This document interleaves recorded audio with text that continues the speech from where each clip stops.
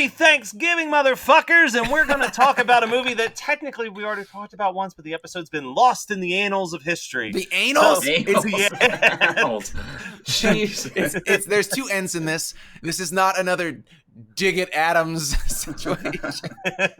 Listen, I hope that becomes a new thing that people say. Lost in the annals of history. So we're talking about 1987's Blood Rage. And I will, we did get an email. I want to give some credit where credit's due. This was picked by Scott. We'll hear the reasons why Scott picked this.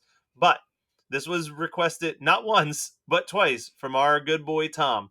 So he sent the original email back to me and said, Blood Rage seems like it would be a good podcast. It's pretty cheesy and has the thirstiest women imaginable. Also, the mom in it has some consistently gross cleavage. Then he sent it again and forwarded it to us and said, hey guys, figured I would resuggest Blood Rage now that it's considered a lost episode. Crazy what happened to this, what happened with this, and how much higher a profile the movie has in 2019 compared to in 2016 when you first covered it. Best wishes. Thanks, Tom. Yep, and he's right. It's all because of us. Someone was like, you know what? Those horror movie night guys seem to really like Blood Rage the first time around. Let's put it out on a badass Blu-ray and really promote the shit out of it. And we were like, the fuck you will. We're back with a vengeance now. So here's the thing about Blood Rage is that I specifically remember not enjoying my watch of it last time. I feel like I only liked the kills and I gave it really a hard time last time. Is that correct, Matt? I think so, but also in your defense, that doesn't make sense because even if you really like the kills, that's about 75% of the entire runtime. That's of the movie. why I enjoyed it. It was. I'm just happy that we finally fucking got a movie that Brian enjoyed. Listen, I just texted a friend of mine like 2 weeks ago who says he loves B horror movies, and I was like, the next time I see you, I need to let you borrow Black Roses because it is the greatest B horror movie. It's so good. Oh, anyway, so Blood Rage. Wait, 1 second. I would need to stop you right there. I like that you're like, man, we finally picked a movie that Brian liked. And Brian's like, that's not true. I liked that movie over a year ago that you made me watch. I think to his credit, he was saying like the chronology of it is that he texted a friend recently about his mind was going in his life's chronology, not horror movie night's chronology. Yeah. There's other movies I like. This was just the most recent that I suggested. Yeah. Okay, cool enough. All right, so Blood Rage. Yeah. I got like 4 notes because I just wrote down kills that I enjoyed. Oh, because again, that's like 75% of the movie. Yeah, but I think that there's a lot to talk about with this movie that I didn't give it credit for before because like holy shit, stop the presses. I did some research this week for this episode. But I would suggest that the first time we watched it, we were watching a shitty VHS rip on YouTube, right? Mm-hmm. I'm almost positive that that's what I watched the first time. It was either YouTube or it may have even been like one of those shisty websites that you used to find for it. Well, now that everything is on Prime or Shudder, like we don't have to anymore, which is great. I mean, very rarely do we even watch stuff on YouTube anymore. In the last 6 months, I'd say that most of our stuff has been Prime. Anyway, Kindred was like the last time that we really depended on that YouTube link. Yeah, but here's also the thing about the Kindred is that I will be sad when we have a 4K restoration version. Hint, we need that.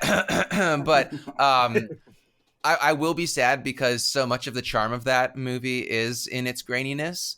I'm afraid that seeing a 4K restoration will take away some of my love for it because it will take it out of its time. But watching Blood Rage on Prime, which is the restoration version, I'm positive because it's very crisp. I was really impressed with it. I was impressed with because it's a low budget B movie slasher, and it definitely deserved to have a restoration and a much cleaner. Because when you watch it now, like seeing it crisp, I was way more charmed by it. Yeah. It's and I mean, thing. Let's address the elephant in the room. This episode's coming out just before Thanksgiving, and it's a Thanksgiving slasher movie. Well, so that's the only reason I picked it. Like, the conversation was between Matt and I, and I said, Matt, we did Blood Rage, right? I can't find it on the website. And you were like, oh, it's a lost episode because it was so, there were issues. And I said, okay, well, I like to do holiday themed ones. Can I do it for Thanksgiving this year? And Matt was like, yeah, sure, whatever. So, and then I told Tom in October, and he was like, dude, I heard that episode. It was really bad. I'm like, you heard it? And he was like, yeah, like, I think Matt sent it to me or something. And I was like, no, we released, there was 2 episodes that we released. Oh. But then when we were doing the website, we were like, let's take them down, because they're really, like, we didn't want people to listen to those as their first episodes and be like, these jokers don't know what they're doing. Yeah. Okay. And one of them was this, which we absolutely knew when we took it down that we would have to do a new episode eventually. The other one was Primal, which we'll never fucking talk about again. That movie sucks. Like, so bad. Yeah, that movie can just, sorry, episode 49 will never exist. You'll always, on your podcasting apps, just have 48 right into 50. But that's great, because 50 is sleepaway camp, and enjoy. Yeah. But, good shit. Yeah. So, rewatching this and last time we watched it, we didn't watch it as a Thanksgiving movie. So watching it for Thanksgiving. We actually watched it as a December movie. That was my favorite part about it, was that we just missed. That's kind of, still, that's still on brand for horror movie night. To just miss it. Anyway, so Brian, was this your first watch of Blood Rage? First watch. Oh, man. Good So shit. Masterpiece. So this was my second watch, but it felt like my first watch because I only remembered 2 things. So it's just so ridiculous, which is so funny because, like, I guess it's not a spoiler because it's the beginning. The one brother clearly kills someone and then frames his other brother who's in a catatonic state because he just witnessed a murder. But there's like 15 people that are surrounding this kid as he puts the axe in his brother's hand and then smears blood all over him. And somehow he gets away scot-free. It's the perfect crime. Yeah. No, and man, like right out the gate, that first murder at the drive-in is so violent. And it just makes you immediately like, oh, I know what this is. It's going to live up to the name Blood Rage.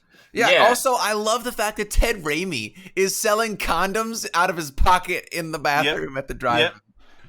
Yep. Big old cameo from Ted Raimi. Yeah. For milliseconds. The first, 2 minutes of this movie, it could just be like Porky's or Hollywood Nights or some random sex comedy from the 80s. Because it's just got that vibe of just like, hey, it's a bunch of kids are at the drive-thru, people getting laid. Ooh, look at this mom. She's fucking her boyfriend while her kids are in the back seat. Oh, murder. And then it just changes tone entirely. I only have one criticism of this movie. Truly, this is my only criticism, that the intro is so fucking low effort. It's supposed to be 1976, right? Yeah. And then, because it's 10 years later. Or 76, and it literally looks like 1986. They didn't do all of the outfits are just the 80s. They didn't even try.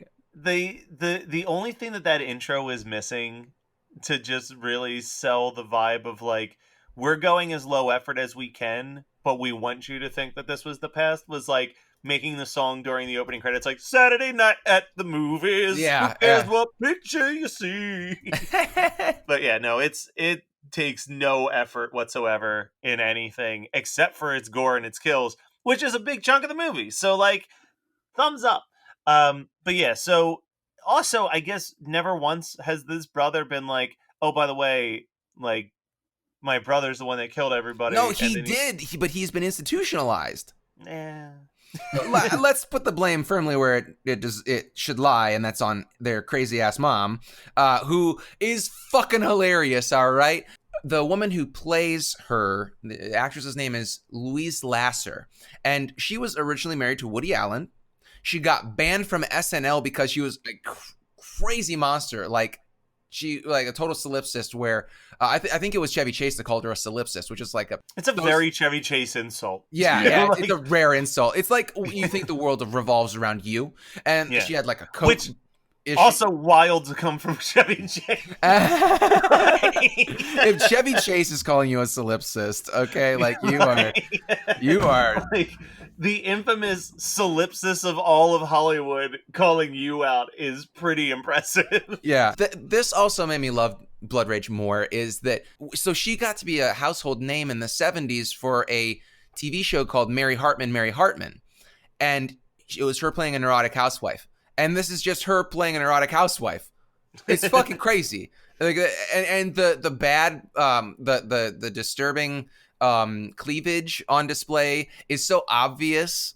I hated it the first time I watched it because I didn't get it. I didn't get the joke, and now I'm in on the joke, and I think that it's so much funnier. and her just on the phone, like, why won't you pick up the phone? What? I'm sorry, I'm drunk. Oh, pick up the phone. And then she goes to see her fiance, and his head's split in two, and she's like, oh God. And then she puts her head on his shoulder, and oh man. Well, let's just jump into before that, because his head does get split open, but The first hand. his beer hand gets cut off, and it's still crawling and moving. Oh, it's so good. That's Thing from Addams Family right there. Yeah, it's an origin story. But yeah, it's that moment is like, that's the moment where you are either fully invested on board, or if that point you're just like still not cracking a smile and having a good time, Just it's shut the time movie to shut off. it off. Yeah, Get yeah. out, because like You also probably don't like us as people because like we don't have a lot in common. But yeah, that moment is so fucking gnarly. It's so good. And then it's just like, from that moment on, there is like a kill every 5 minutes. Yeah, this is like Silent Night, Deadly Night kind of like pacing. Yeah, except not nearly as much build. Silent Night, Deadly Night takes a good like 45 minutes for your main character to break his... Yeah, like to go psychotic. This one, it's like 15 minutes. Yeah, well, they're like, we know what you're here to see. Let's give it to you. Yeah, the movie's called Blood Rage. Yeah, Like, we want to see some boobs and we want to see some kills, and that's what you get. Man, guys, this episode and the episode that we recorded for next week, we just have a boob-filled double feature. I am so shocked that we aren't basically just having Jackie from the Jersey Ghouls on both episodes. We should have. Yeah. Oh, she would have been so happy with how many boobs. But yeah, so he cuts off the beer hand. Oh, then man. there's the doctor gets sliced into thirds. Oh, which is and insane. I think that the first time that I watched this and the first time we discussed it, I was like, wow, this is kind of misogynistic because of the fact that it's kind of like lingers on her body cut in half, you know, and she's kind of like, they have Still somebody alive. yeah, like they have her in the ground so that she's kind of like jiggling her top half, and then they have, I think, an animatronic leg or something, and it's like kicking a little bit. But I think that watching it the second time, it didn't feel as... Because it's just so absurd. Yeah, it's like exactly. every body part that gets cut off is still super alive for way too long. Yeah, and there are people who are supposed to be corpses who are very obviously still breathing, and it's like everybody's in on the joke. It's fine. But my favorite part is like she gets sliced up into thirds, and then later the brother who's escaped from the sane asylum finds her and has like this like soliloquy of like, you were the only one who believed me. Yeah, it's awesome. But oh God, I know that we're kind of barreling into the kills, but you know, Brian, we know that you have gambled on farts and lost many times in your life. Many times. Yeah, probably, you know, in the last 3 days. You never learn. But Terry is the name of the killer brother. And Terry and Jerry or whatever, Terry and Todd, they're played by the same guy. And they didn't even have, like, when they have the face-off at the end, it's so funny because the body double doesn't even look from the back like the actor, but it's fine. But when the mom tells everyone at Thanksgiving dinner that she and Brad are engaged, Terry looks up at her, and it looks like what I imagine Brian's face looks like when he sharts, when he just shits his pants. Terry tells everybody that Todd has escaped the asylum and ruins everybody's, you know, Thanksgiving dinner. And then, so the mom starts drinking more heavily because she was already pretty lit at Thanksgiving dinner. And so she goes into the bedroom, and then Brad goes in trying to get his dick wet. And I'm like, really? This is the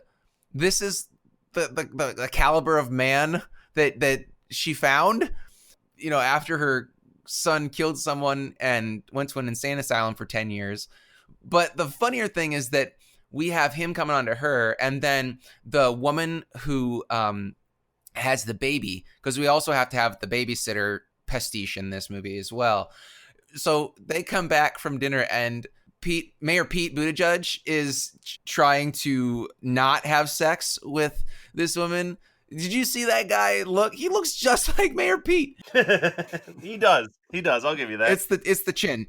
But yeah, like, it's so funny because he doesn't know what to do, and she's like telling the baby, like, if you be quiet, I'm gonna get you a rich daddy.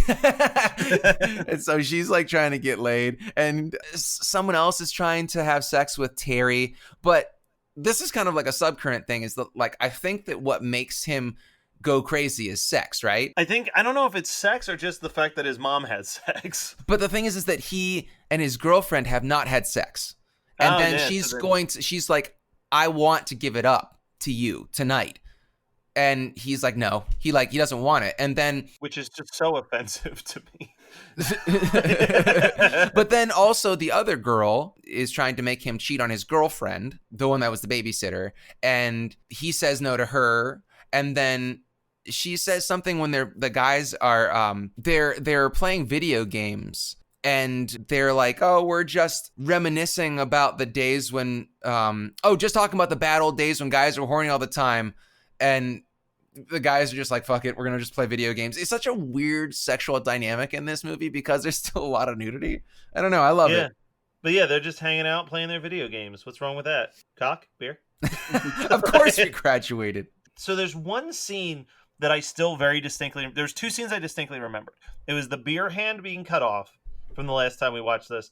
And the other one is when she opens the door and the decapitated head is just kind of dangling from what looks like an electrical cord. It's I think it's supposed to be a telephone. When telephones were analog and they went into the wall, I think it's that. Gotcha. I love the fact. So here's, when we were discussing Trick or Treat, Brian mentioned Go, right? Yeah. And I didn't get it. I don't think I got a chance on the episode to mention this, but in high school, I was obsessed with day in the life movies that take place over the course of less than 24 hours. I thought that those were the only movies that were worth writing when I was starting to get into writing. I thought that those were so important to me. They're just, and that's also from the 90s. Like, the 90s were such a strange time when that was like this weird subgenre, is like there are these dramedies that were all like Go is one of them. And Go, Clerks, Empire Records, Can't Hardly Wait. Like, they're all just a snapshot of someone's day. On the Patreon, we did Waiting. It's another one of those. Like, it was a big subgenre. It was big specifically for like the hate my job movies. Yeah. and Jason Segel movie that's like that. That's like super underrated. Which one? Jeff Who Lives at Home. Jeff Who Lives at Home is so good. I never watched it. It's super underrated, and it's not so much. I would say it's like a day in the life of, but it's really good. Probably one of his best movies. And that's saying a lot coming from you because everybody knows. I'm his biggest fan. Yeah. We need to get you in a room with Jason Segel. I feel like, it could go one of two ways. Either it'll be super cool, or it'll be like you meeting Danielle Harris. Yeah. Look up Community LeVar Burton, and that's how I'll be when Troy meets LeVar Burton. I thought it was going to be more like MacGruber, when you just be on your knees and you're like, I will suck your dick so hard. Tell me what you want to fuck. And no, you can't sit in the back, bud, because it's fully loaded with over 300 pounds of explosive. Oh, fuck. Is MacGruber worth watching? Have you never seen MacGruber? No, it looks so annoying. My God. Dude. Here's all you need to know. It's written by the guys it's The Lonely Island wrote it. Yeah, so I it's know. in the same vein as like Hot Rod. It is. But see, that's the thing is Hot Rod is so fucking funny that I don't want their reputation to be sullied by MacGruber. Listen, dude, watch any of their movies or shows. Yeah, all their stuff's good. All right, anyway, back to Blood Rage. And the little girl was the only quote I wrote down. You're gonna hurt my kitty. Like, I wrote that down too. It's such a this movie is a mess. It's like, this movie is a fucking mess, but in all the right ways. Oh, it's This is one that I will absolutely. We've talked about it before. Like some movies was like, that was a one or done. I will almost definitely buy this at the next convention I'm at to add to the Blu-ray collection and watch pretty frequently. I think it is I would. a fun one. I might buy a Blu-ray of it too. And I don't even have a Blu-ray player yet, but I have that copy of Dude Bro Party Massacre 3 on Blu-ray, so I might as well start adding to the collection. There is one last thing that I think is so fucking funny in this movie. Terry takes Artie's dead hand and he's smacking Karen's butt with it.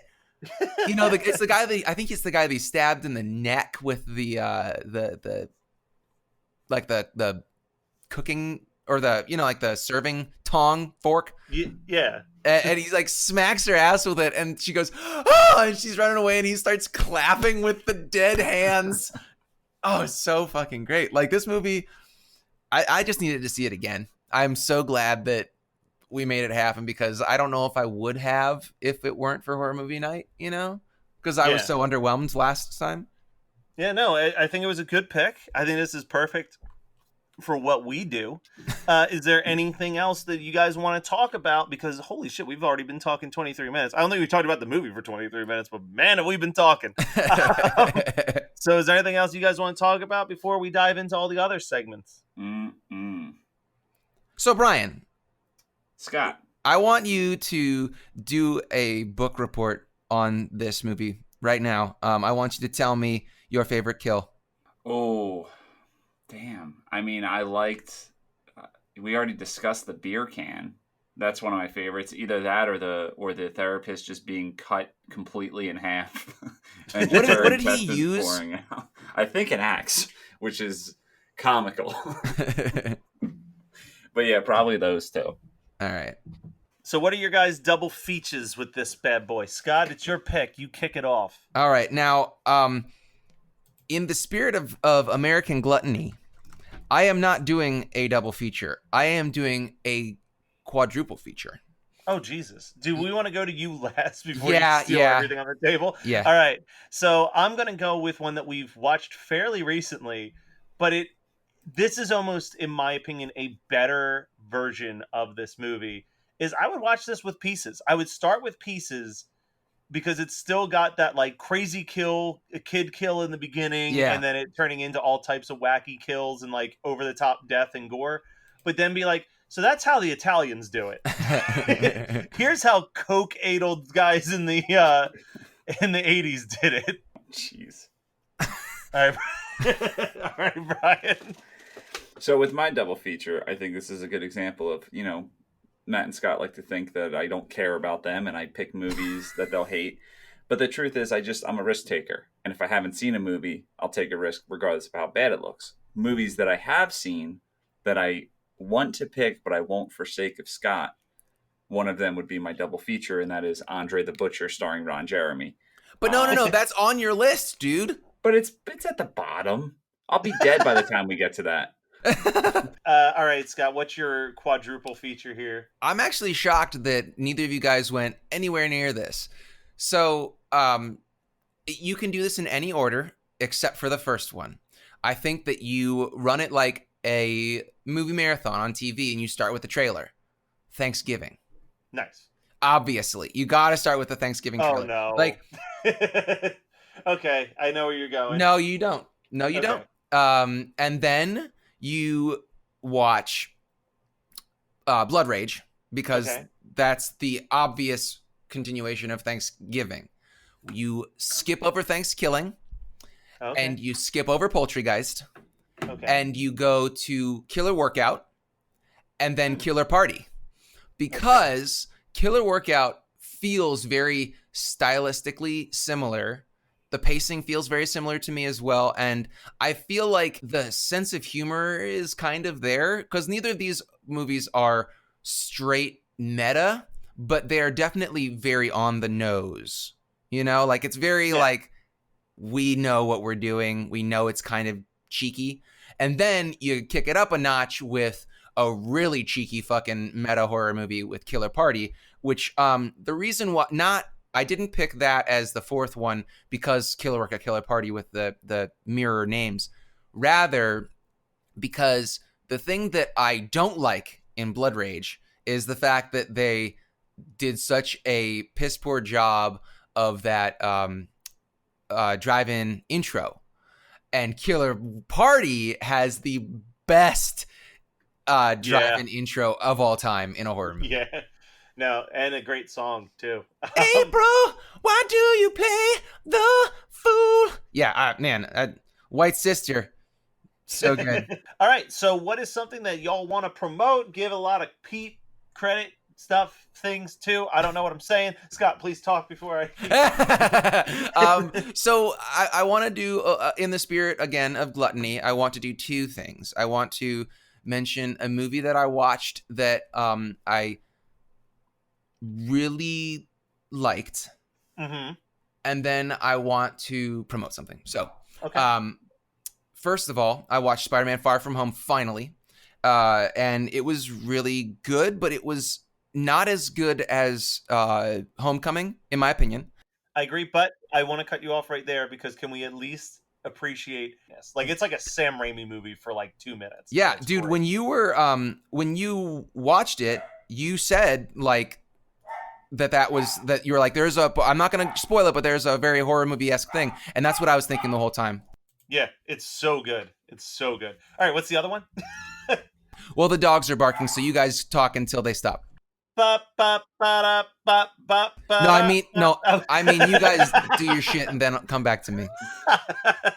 All right, Brian, how about you go first? So there's this new show starring Paul Rudd.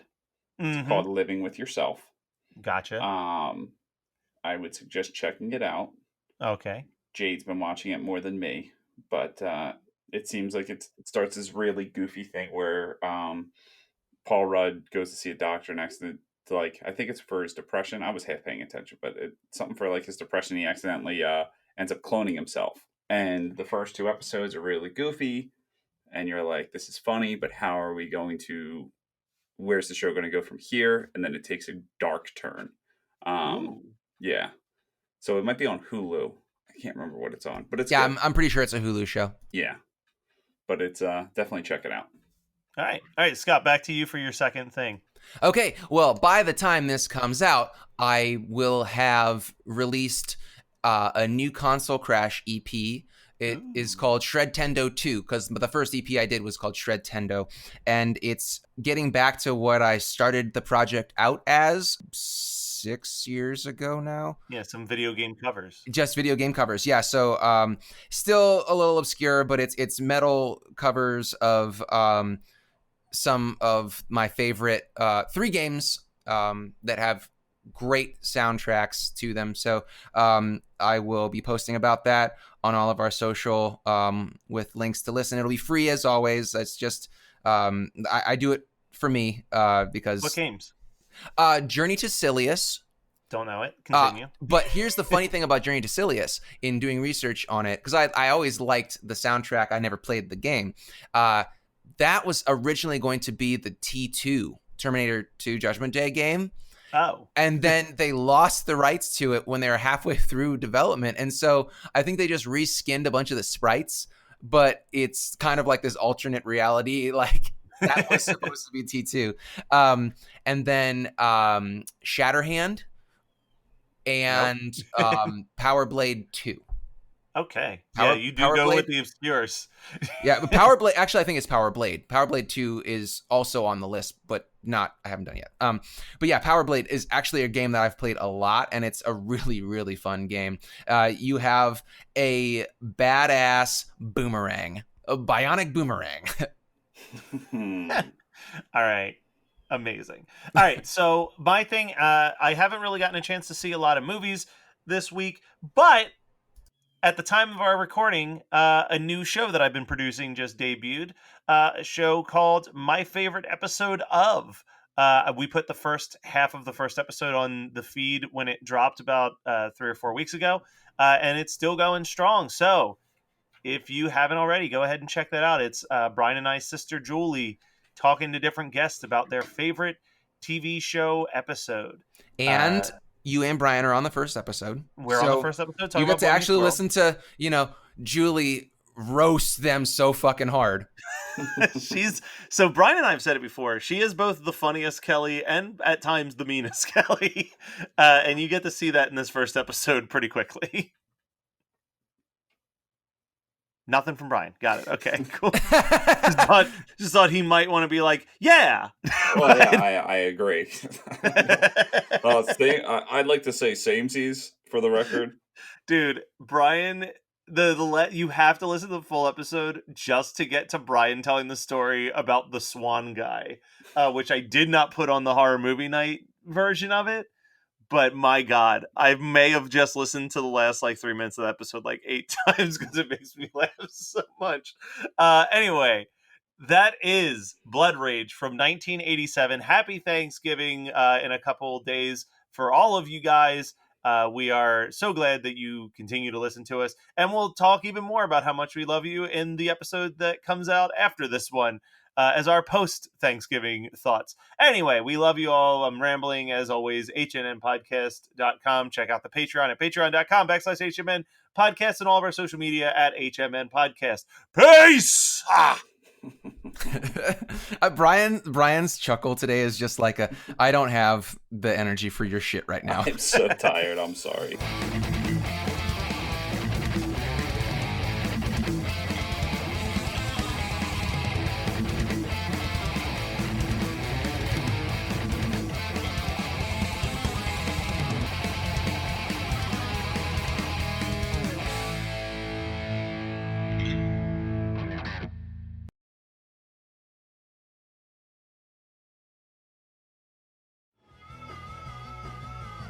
You're listening to the Geekscape Network.